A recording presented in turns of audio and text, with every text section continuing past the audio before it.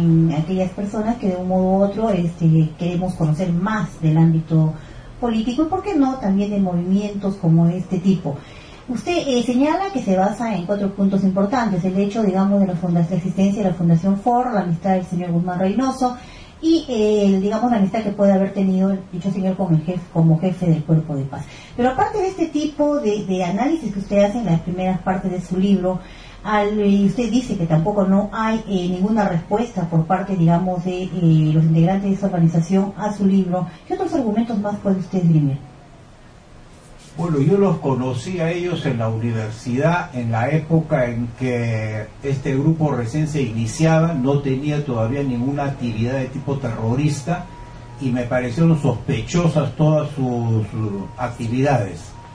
Entre ellas, por ejemplo, su único ataque era hacia los países denominados socialistas y hacia los partidos de izquierda, y actuaban en todo momento aliados con los partidos de la derecha, fundamentalmente Acción Popular y el PPC, a quienes auspiciaban incluso como catedráticos de la universidad, e incluso impedían que los profesores ligados a la izquierda continuasen dictando clases y le ponían una serie de trabas. En política internacional, su ataque fundamental era hacia la Unión Soviética, ni un solo ataque hacia los Estados Unidos. Entonces era sospechosa ese tipo de conducta. Después me fui enterando, no por parte de otras personas, sino en forma directa, pude ver yo que estaban ligados a sectores de inteligencia de las Fuerzas Armadas, que a su vez eran asesorados por agentes de la CIA. Díganos ahora, profesor, ¿qué vigencia puede estimarse después de los años estos pasados, en que desde que usted escribió su libro a la fecha, qué vigencia pudieran tener ahora que están casi diezmadas estos grupos, estas entidades políticas o militares o terroristas, según el caso y la forma en que se quiera analizar?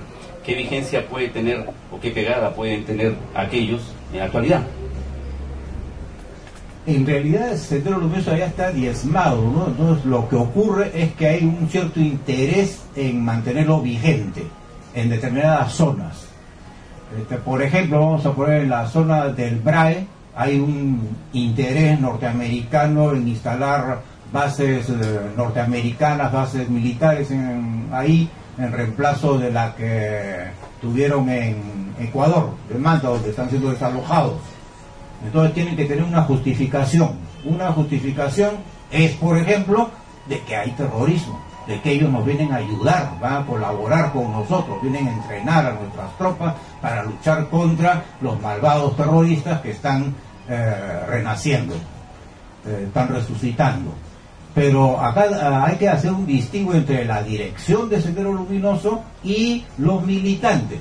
Los militantes sí están convencidos que ellos están haciendo la revolución, ¿no? Entonces la revolución socialista, la revolución comunista. Entonces su nivel es sumamente bajo. He tenido oportunidad de charlar, conversar con muchísimos militantes de Sendero antes y después que iniciasen sus acciones terroristas, y su nivel político es bastante bajo. Entonces no tienen una capacidad de crítica, además de que la forma como son ellos entrenados tiene prácticamente la metodología de tipo religioso, en la que se machacan determinadas consignas y punto. Ahí no entran a la crítica, la autocrítica, el análisis de los clásicos, por ejemplo, del marxismo, en fin. Pero, profesor, usted que tiene muchos contactos con los grupos universitarios, sabe que esta precisión que usted ha hecho con tanta detalle no es privativa de estos grupos senderistas, sino casi todos los que están en política actualmente carecen de una profunda cultura, no saben discernir entre un teléfono celular y un piano de cola. Son impresionantes realmente, de manera que yo no me atrevería a pensar que solamente aquellos tienen esta carencia. No obstante, hoy en día tenemos que comprender que nuestras castas políticas, nuestros grupos políticos, carecen de una concepción geopolítica de dónde están parados. Los partidos políticos, a mi juicio, y usted lo ha leído alguna vez, no existen, son agrupaciones meramente electorales como las que harían cuando en los años 30 las masas ingresan de alguna manera orgánica a la vida política.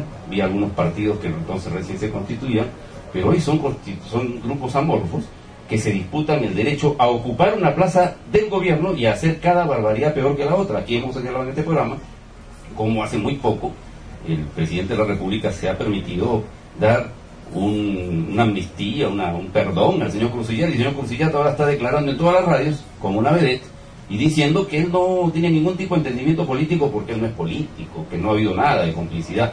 No obstante, sabemos y damos cuenta, y acabamos de recibir la infausta noticia de que nuestro colega Raúl Wiener ha sido declarado perdedor en un recurso de amparo del cual él no conocía 5 años. Él no tenía ni la menor idea, y el Tribunal Constitucional reconoce que, bueno, no sabía nada, pero no obstante hay lugar a que el demandado tenga que cumplir el proceso por el cual tiene que sacar de circulación su libro, tiene que pedir perdón y tiene que resarcir económicamente a una empresa como la concesionaria Lima Airport Partners. O sea, hay una ignorancia absoluta y enorme, no solamente en los dirigidos. Creo que hay una constatación de que los líderes dicen barbaridades también. ¿Usted a qué atribuiría toda esta circunstancia tan malévola de la política nacional? Bueno, en primer lugar, yo no me he referido al hecho de que solamente los militantes de Sendero Luminoso tienen bajo nivel. Es verdad que prácticamente la mayoría de partidos políticos, sus militantes desconocen su propia ideología, su propia doctrina, ¿no? Entonces, pero a lo que me refiero es que esta gente de militantes de Sendero Luminoso, dado su bajísimo nivel, no pueden tener una actitud crítica con respecto a la dirigencia de su partido, de su agrupación, de su banda, ¿no? Entonces, con respecto a la visión geopolítica de los partidos políticos y del gobierno, es verdad que no tienen pues visión geopolítica, no les interesa mayormente, incluso no tienen proyecto nacional. La mayor parte de los partidos políticos no tienen ni siquiera organización a nivel nacional como partido político, a excepción, vamos a poner, del APRA, que dada su antigüedad tiene toda una organización a nivel nacional bien montada. El otro partido podría haber sido, aunque ahora está reducido a su mínima expresión, es el Partido Comunista.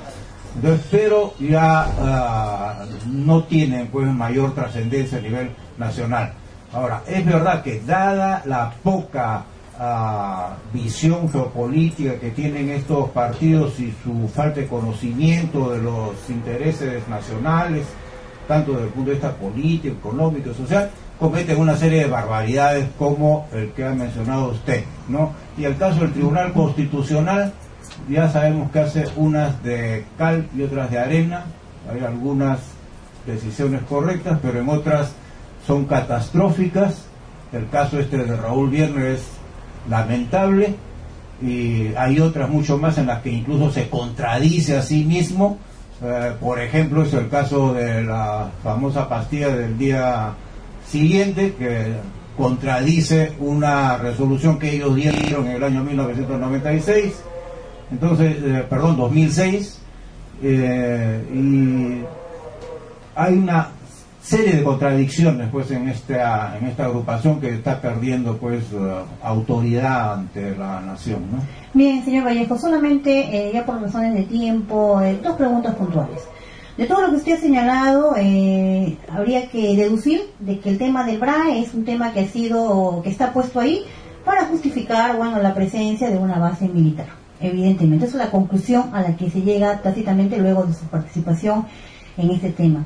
Y con respecto a los partidos políticos, habría que reconocer que el único partido político que tiene organización es el Partido Aprista. Los demás grupos de izquierda que tienen o no tienen un partido simplemente no están, no existen. ¿Es así? Sí. Bien, nada más. Y yo creo que con esto, ¿os hago una pregunta más, Herbert? No. Solamente para agradecer al profesor y comprometerlo a una serie de otras presentaciones en las cuales tocaremos otros temas puntuales en los cuales su sapiencia y su experiencia